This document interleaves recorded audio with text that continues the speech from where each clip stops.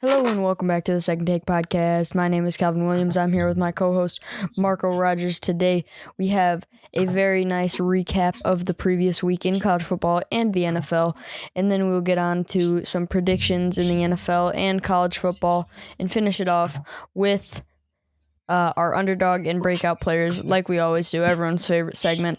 And inside of all of that, we will throw in a new segment today. It is a very good one. I am very excited for it. Marco's very excited for it. So let's get into it. But we're going to start off with college football week 7 recap.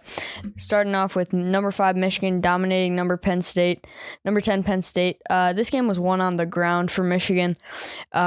Penn State walked in this game, number 5 rush defense in the country, and walked out allowing over 400 yards rushing to Michigan. Marco, how did this happen? Yeah, this was just pure domination by the Michigan offensive line. They were the best offensive line in college football last year, and I think it's very easily to be said that they are better this year. Pure domination. Penn State had a number 5 run defense in the country. Certainly did not look like that. Michigan runs for over 400 yards, just absolute domination. Donovan Edwards, 173 yards. Blake Corum, 166 yards. Both had 2 touchdowns. Both had 160-plus yard run. That was actually back-to-back. And, this game was not close. There were 2 fluke plays. One, breakdown Michigan defense. Sean Clifford breaks out a 62-yard run, which he does not do very often. Another, Jason McCarthy throws a pick that was batted into the air, bounced off a D-tackle's helmet, right into the hands in stride of a Penn State corner. Very lucky. Besides those 2 plays, Michigan could have very easily won this game 50-3. Cal, what do you have to say? I think you pretty much summed it up. A couple fluke plays for Penn State made it a close one early, but the second half, Michigan really asserted their dominance. All right, now moving on. I would say the biggest shock of the weekend by far, Tennessee shocking number 3 Alabama. This one was a game of zero defense. It was a crazy environment in Knoxville, Tennessee. It was a 49-52 win for Tennessee. Alabama, thought to be the last drive of the game, go down, miss a field goal to go take the lead. Hendon Hooker makes a couple big plays in a row, and Tennessee is able to hit that field goal for the win. Marco, any details that you noticed, and how dangerous is this Tennessee team looking? Yeah, Tennessee, this is by far the best offense in college football. This is not a good Bama defense, but it's a better Bama defense than what it was last year. This is not by any means a bad defense. They have plenty of talent and good coaching for that defense. They put up 52 points on this defense. What a performance by Hendon Hooker. I think he's easily top 3 in the Heisman conversation, possibly passing Bryce Young. But, what an effort by Bryce Young. He was running around. His O-line was not holding up very well. 455 yards, 2 touchdowns. But, this just came down to could they guard Jalen Hyatt or not? The answer was no. 6 receptions, 207 yards. 5 of the 6 receptions were touchdowns. 5 touchdowns. That is just crazy stat line. Bama could not guard the deep ball, and that's what this game came down to. What a win for Tennessee. They're going to be right in the middle of the playoffs. Yeah, it'll be interesting to see how the SEC shakes out and how the committee decides to deal with those top 3 SEC teams. All right, next up we have Oklahoma State takes a crazy overtime loss to number 13 TCU. TCU, another one of those teams in that college football playoff conversation for the first time in a while. We'll talk about that later.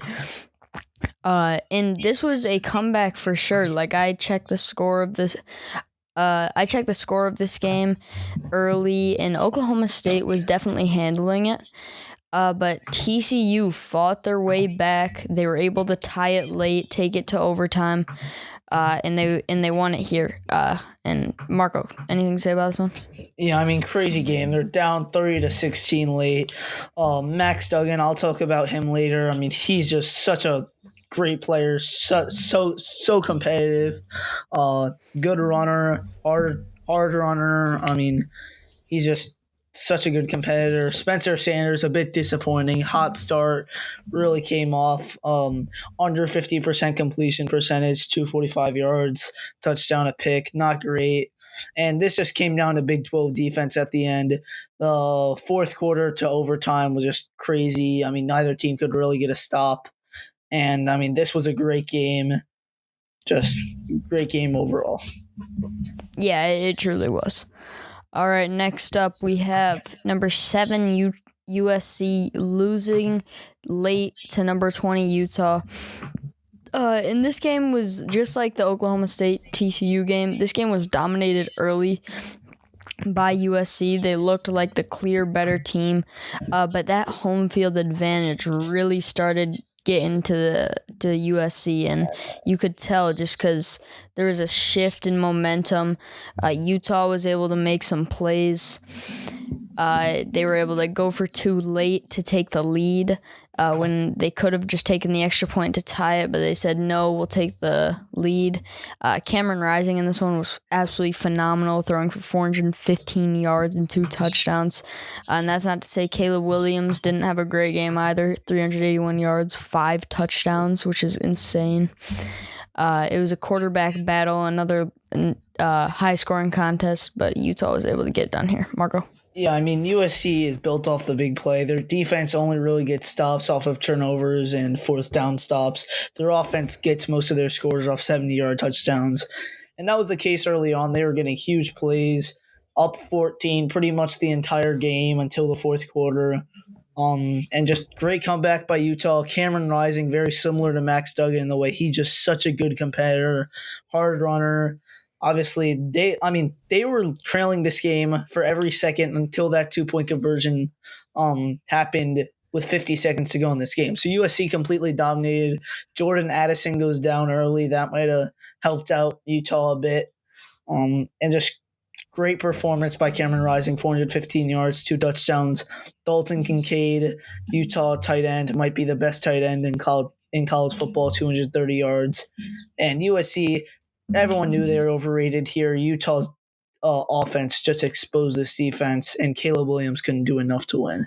That about sums it up. All right, next up we have number 16 Mississippi State getting absolutely ran all over by number 22 Kentucky. And this was definitely interesting.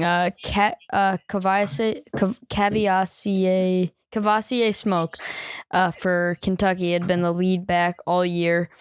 But this guy, Chris Rodriguez Jr., came in. He's a senior, but he rushed for almost 200 yards tonight, which makes up over half of his season's total, or about half of his season's total in 400 rushing yards. And that was the reason Kentucky was able to win. Mississippi State just simply had no answer for Chris Rodriguez, and Will Levis did his part. He did throw 1 pick. Otherwise, great game from him. And this Kentucky team, like we've said in past weeks, is very dangerous when Will Levis is healthy. Just him opening up the run game with the pass is something Kentucky's been able to do when he's in there. And Kentucky was able to get it done just like that. Marco? Yeah, these are going to be 2 teams that are going to be capable of pulling off upsets late in the year. I think Kentucky could be able to pull one off on Tennessee or Georgia. Probably not Georgia, but maybe Tennessee. Mississippi State could pull it off on Bama next week. These are 2 teams built for upsets, and they just go up against each other. I mean, when Will Levis is healthy, I think this is a top 12 Kentucky team. Will Rogers, not his best performance. Obviously, he's very inconsistent, and this was not a good performance. And this just came down to Mississippi State could not run the ball. Their leading rusher had 16 yards. I mean, Kentucky pretty much doubled their yards gained, doubled their first downs. Time of possession was 40-20 in favor of Kentucky. They just dominated this game with coaching and players. Just great performance by Kentucky. I would like to see them do well later in the year. Yeah, definitely. I don't see them. Obviously, they can't playoffs out of their reach now with 2 losses, but could definitely see them getting close to a New Year's Six bowl for sure. All right, next up we have number 15 NC State losing number 18 Syracuse. This finally confirmed the suspicion that NC State has been overrated all year. Their only loss before this came from Clemson in a pretty. In a 10-point game, but Syracuse handled them here, 15-point win. This guy, Garrett Schrader, has looked really good all year. That he's a dual threat guy. He rushed for 81 yards, passed for 210. He did throw 2 picks, but it just didn't end up mattering because the way he controlled this game and the way this defense was able to shut down NC State, it was over from the jump. Marco? Yeah, I mean, the NC State is completely overrated. They did not deserve to be in the top 25. Still a good win for Syracuse. Sean Tucker, one of the best running backs in college football. They have a solid receiving core. Orende Gadsden had 141 yards, 2 touchdowns. Garrett Schrader, not his best performance, but got it done when he had to. And Syracuse, they're going to be Clemson's biggest and only challenge for the rest of the year. And if they don't get it done next week, Clemson's probably going to beat the playoffs. Yeah, definitely. Which I wouldn't like to see personally. Like, I would much rather see some new blood. Like, I just don't really want to see Clemson, especially them being as overrated as they are. All right, next up, the new segment, New Blood in the Playoffs. This little segment going over what teams are in the hunt this year that have never previously made the college football playoff. All right, so first off, we have number 3 Tennessee. No surprise here. They have the best offense in the country. Simple.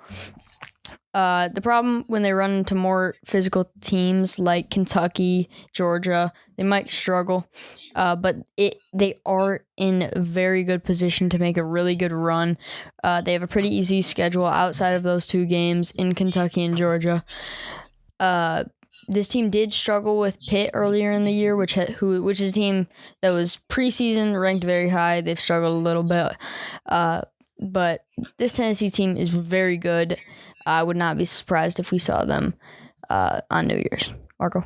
Yeah, Tennessee, definitely a New Year's Six lock, possibly in the playoffs. I don't think it's going to happen. I think they'll lose a couple of games, but still an incredible season so far.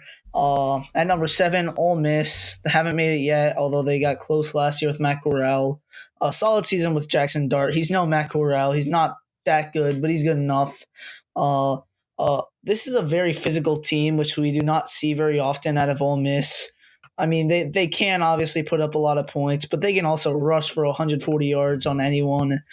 Their defense is still pretty bad, obviously allowing 34 points to Auburn with their QB throwing for 140 yards, which is pretty bad. So it's just going to come down to, can this defense hold up? They have a lot of tough trap games. No one great on their schedule, but besides Bama and Mississippi State, but they have to play at Texas A&M, at LSU. That's always tough. At Arkansas. And if they get through all of those, they have to play number 6 Alabama and number 24 Mississippi State. So this team is in position to make a run if Bama loses, and especially after Bama lost to Tennessee. And I think if they can beat Bama, they're definitely a favorite to make this SEC championship game. Yeah, Ole Miss is definitely a team to watch out for. Next up, we have number 8 TCU. This Horned Frogs team has looked very good. They've had multiple games where they've proven themselves. Obviously, last week beating Oklahoma State, like we talked about earlier. Marco was talking about how competitive this guy Max Duggan is. He's just unwilling to quit. They showed they were able to come back and get the job done. And they are probably the only team in contention to win the Big 12 right now. They have number 17 Kansas State next week, and they also have Texas later in the year, who does have Quinn Ewers back, so that's going to be a very tough game. But if they are able to win both those games, they're basically a Big 12 championship lock, and it's hard to leave them out of the playoffs. Marco, do you have anything to say about TCU? Yeah, I would like to say this is a team that I think if they lose one of those games between Kansas State, Texas, or the Big 12 champ, they'll probably be out even as a 12-1 team. So it's going to be tough for them to go undefeated. But if they do, they'll probably be in. Number 9, UCLA. I mean, Dorian Thompson-Robinson, obviously great. The offense and defense have just worked great together. They win at number 10 Oregon next week, which is the biggest game of the week. Then beat number 12 USC, who obviously has a high-powered offense, and then win the Big Pac-12 championship against likely Oregon or USC again. Then they'll be in. But this is another team where I think if they have one loss, then they're probably going to be out of the playoffs due to where they started the season. And Pac-12, very top-heavy with Oregon, USC, UCLA, and Utah. But once you get down there, a lot of weak teams. But I do think this is probably the most likely new blood in the playoffs outside of Tennessee. Yeah, UCLA is definitely a dangerous team going in later into the year. All right, now we have some dark horses. First off, we have number 14 Syracuse. This is a very good Syracuse team. They were able to beat NC State. They were able to beat a good Purdue team.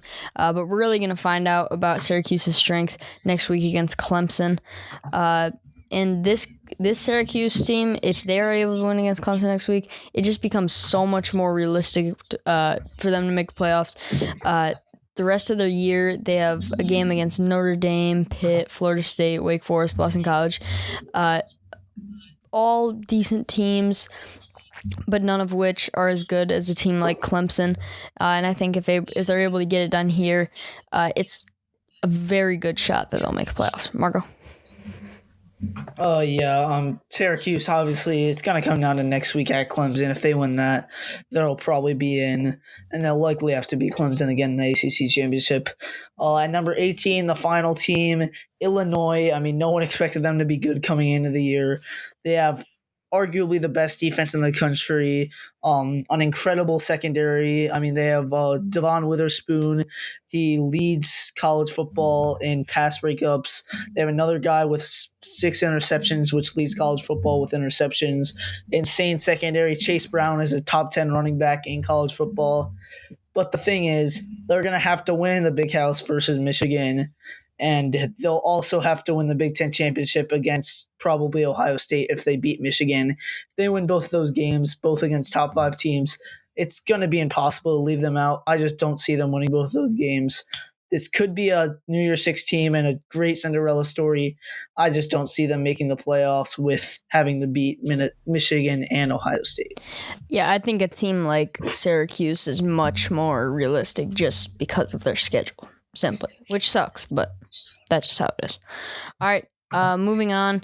We have some NFL, a little bit of NFL recap. We're going to breeze through these, and then we'll get on to our predictions. So first off, we have the Bills taking down the Chiefs. These two high-powered offenses did not put up many points. Marco, anything to say about this one? Yeah, I mean, I guess great defensive game planning. Josh Allen, great performance.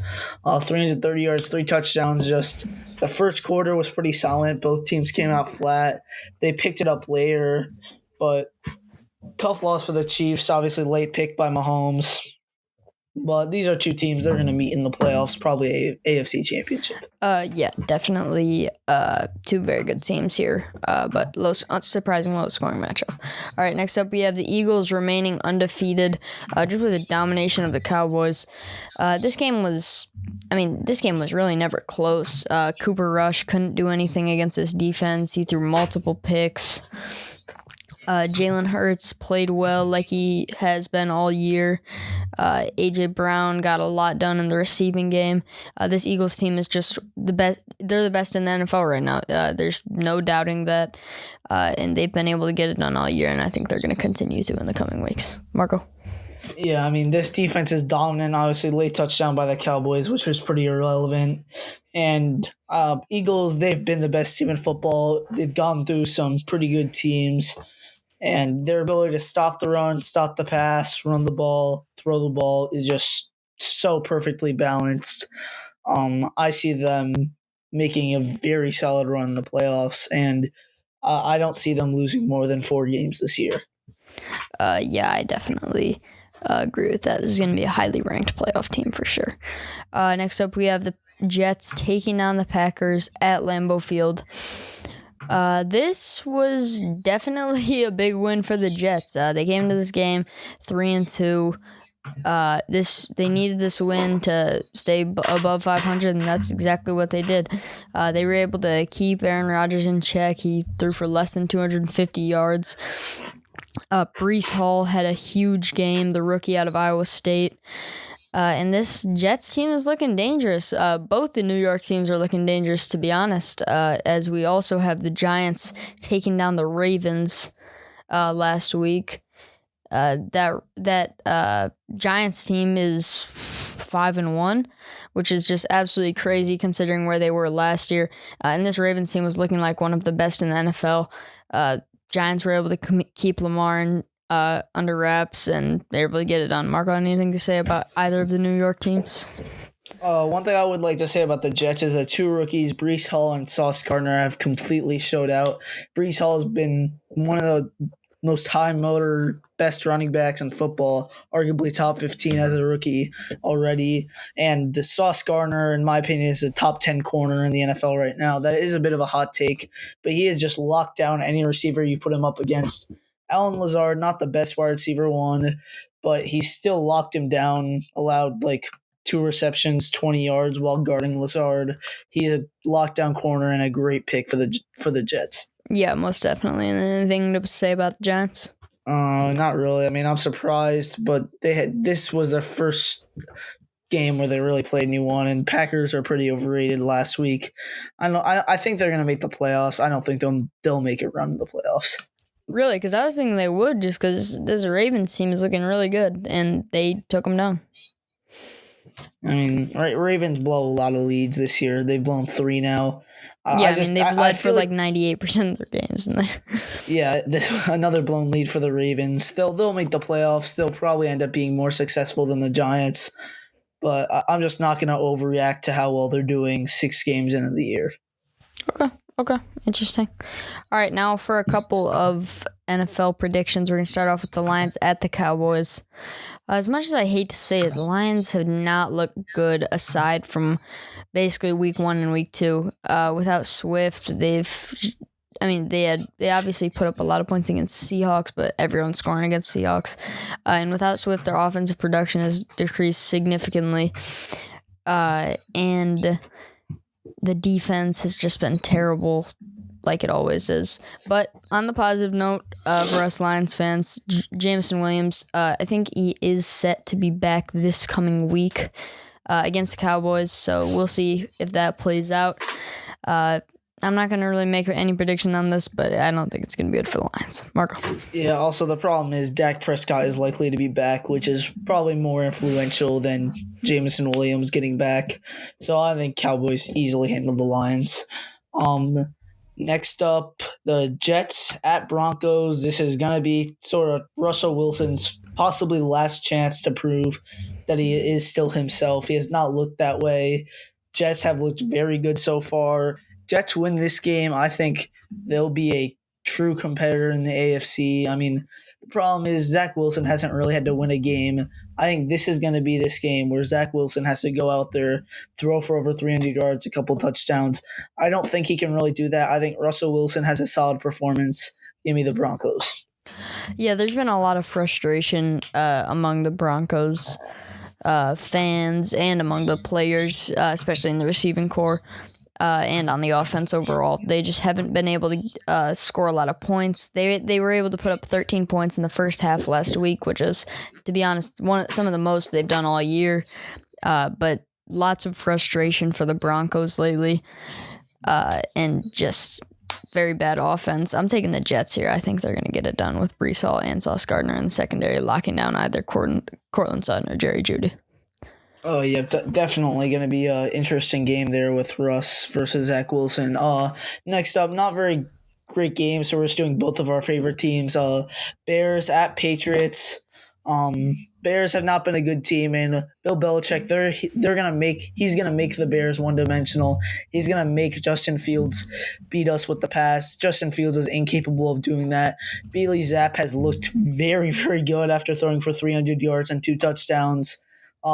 Honestly, I like him more than Mac based off what I've seen so far this year. Obviously, Mac's a better player, but Zappe has been the better decision maker. I got Pats pretty easily. I think this will be another dominant performance for the third week straight. Yeah, I will say the Pats have looked very good the past couple of weeks. Obviously, they had Lions last week, but I agree with you. I think the Pats are going to get it done here. The Bears' offense has just been simply obsolete. They just have no offensive line. Justin Fields can't go anywhere. He is not composed in the pocket enough to make plays with a bad offensive line. I think the Pats are going to get it done here. All right, moving on to a couple college football predictions. We're going to breeze through these, and then we'll get on to our underdog predictions. First off, we have number 14 Syracuse at number 5 Clemson. I would say our marquee matchup of the week, to be honest. Syracuse has looked very good this season so far. Got a win over NC State last week, and this game is going to be very, very interesting. Clemson has a very solid defense. It's going to come down to, can they stop Garrett Schrader, the quarterback for Syracuse? If they can, it'll be easy game for Clemson, but I'm not sure if they'll be able to. I'm taking an upset here. I'm taking Syracuse. In my opinion, it's going to come down to who can stop the run. Syracuse has Sean Tucker, one of the best running backs, also great receiving back. Clemson has Will Shipley, one of the best running backs in college football, also great receiving back. Whichever team can shut down the opposing running back will win this game. I just feel like Clemson's the more talented team. It's 5 stars against 3 stars. Give me Clemson in a close one, and they'll continue to be overrated. I hate that, but whatever. All right, next up we have 9 versus 10 UCLA at Oregon. I'm taking UCLA in this one. Dorian Thompson-Robinson has looked great. Not to mention Zach Charbonnet on the run game has looked phenomenal.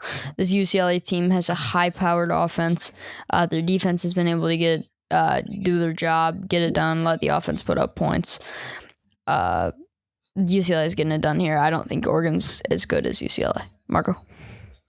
This game completely comes down to Bo Nix. He either plays like one of the best college quarterbacks in college football or plays like one of the worst Power 5 quarterbacks. If he plays well, Oregon wins this game, I think, pretty comfortably. If he plays bad, UCLA wins this game comfortably. And I don't really know which way to go here, but I think UCLA overall is the more balanced team, so give me the Bruins here. Yeah, definitely a interesting game there. All right, next up we got number 20 Texas at Oklahoma State. I'm taking another upset here. I'm taking Texas simply because of the fact Quinn Ewers is back again. Sorry, number 11 Oklahoma State. Brain fart there. I'm taking Texas here simply because Quinn Ewers is back, and last week he had a phenomenal game, and against Oklahoma, they absolutely blew them out. This is going to be a very very interesting matchup, especially Oklahoma State coming off that loss to TCU. I think Texas is getting it done here. Quinn Ewers is one of the best college football quarterbacks when he's healthy. Well, I mean, last week Texas actually played against Iowa State, and Quinn Ewers actually struggled quite a bit. They barely won that game against a bad Iowa State team. I think he'll bounce back a little here. Oklahoma State's defense is probably worse than Iowa State's defense, even though they're the better team. It's going to come down to, can Spencer Sanders bounce back and have a good performance? I think he does. Give me Oklahoma State pretty easily. I think they not shut down because it's the Big 12, but handle Quinn Ewers and this talented receiving core. Give me Oklahoma State in a pretty close one. Yeah, I think Texas can hang with anyone when Quinn Ewers is healthy. Definitely going to be an interesting game there. We'll see which way it goes. All right, moving on, we have Mississippi State at number 6 Alabama. This is a top 25 matchup, but I just don't think Bama always recovers big after a loss, which doesn't happen very much, but when they do, they always bounce back strong. I have a hard time believing this game will be close, or I have a hard time believing Mississippi State will be even in this game. I'm taking Alabama big here. Marco? Yeah, this game completely came down to it's at Alabama. If this was at Mississippi State, I would probably take Mississippi State. Will Rogers is always great at home, struggles on the road. And I think he struggles here. Give me Bama pretty easily. But, I mean, this is not a bad Mississippi State team. I just think it's a bad matchup for them, especially with Bama coming off a loss. Give me Bama big. Yeah, agreed. All right, final matchup for college football. Number 17, Kansas State at number 8, TCU. Definitely a huge game for TCU college football playoff-wise. They're going to need to get it done here if they want to obviously be in that race, and I think they will. Max Duggan obviously has had great weeks past couple weeks. This Kansas State team, although they've looked solid, I think TCU is going to get it done. They've just been able to win games all year. Yeah, I mean, Kansas State, they were my breakout team coming into the year. I thought they'd go 10-2. Then they lost to Tulane early. Tulane turned out to be pretty good, actually. But they've really bounced back. They beat Oklahoma with healthy Dylan Gabriel, which is a different Oklahoma team. Deuce Vaughn, one of the best running backs in college football. It comes down to, can TCU get a hand on Deuce Vaughn? If they can, they'll win this game. If they can't, they'll lose. And I just think TCU, even though I love Max Duggan, I think this will be a very high-scoring game. I got Kansas State in a high-scoring game. I think both teams score 45+. Yeah, obviously those Big 12 offenses do not they blow those defenses out of the water every single year. All right, moving on. Underdog predictions. Everyone's favorite segment. I am 3-4, taking the lead over Marco for the first time this year, as he's 2-5. I've been on a roll, 3 in a row these past couple weeks. This week I'm taking Minnesota over number 16 Penn State. They just simply were not able to stop the run last week. But also this is going to be this is a little iffy because Tanner Morgan, Minnesota's starting QB, is questionable. If he plays, I think Minnesota can definitely get it done here. Obviously, Penn State showing vulnerability in that run game last week. And Muhammad Ibrahim is a very good back for Minnesota. And I think can cause a lot of issues for Penn State. Give me Minnesota. Marco? Oh, yeah, that's definitely going to be a tough game for Minnesota, though, because it's a whiteout at Penn State coming off a loss. They'll probably bounce back, but I respect it. Number 7, Ole Miss at LSU. LSU, one of the toughest places to play in all of college football. Jaden Daniels, he's been a beast, one of the best dual threat quarterbacks. Even though the team has struggled, he's been great. It's going to come down to, can Jackson Dart throw the football against this talented LSU defense? LSU has struggled to stop the run. I think they commit to stopping the run here. Quinshon Judkins for Ole Miss has been a beast this year, over 700 yards.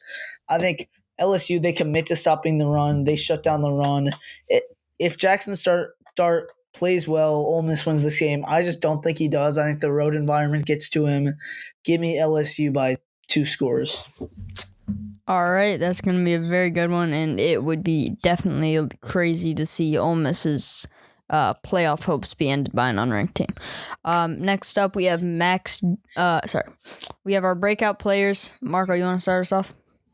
My breakout players, Max Duggan, QB TCU. I did say they were going to lose. I said it was going to be a high-scoring game. I just love his story, though. I mean, 2020, he was diagnosed with a rare heart disease, which is just heartbreaking, and he had to work his way back. He, I believe, got cut from the roster, but then got back on it. His QB got fired. His coach got fired. They bring in a new coach. The new coach chooses the backup from last year over him. A lot of guys would transfer, but no, he stays there. First game of the season, the starter gets injured. He comes in, and he completely dominates. Over 1,500 yards, 16 touchdowns, just 1 pick. Such a hard worker. Also 4 rushing touchdowns, and has had over 50 rushing yards in each of his last 3 games. I think he continues to run the ball. Kansas State's defense has shown lots of vulnerability, even though their offense is very good. I think he passes over 300 yards, rushes over 50 yards, maybe a rushing touchdown, a couple passing touchdowns. I think he dominates even though his team loses. Yeah, Max Duggan, I love him. He's a great competitor. Going to be interesting to see how that TCU Kansas State plays out. My breakout player, Garrett Schrader, the Syracuse QB. I briefly mentioned him earlier, and he's led Syracuse to multiple high-tier He's led Syracuse to victory over multiple high-tier opponents this year. He's thrown 12 touchdowns, 3 picks. It's definitely going to be a challenge this week. They're playing a very good Clemson defense. But he's been very good all year.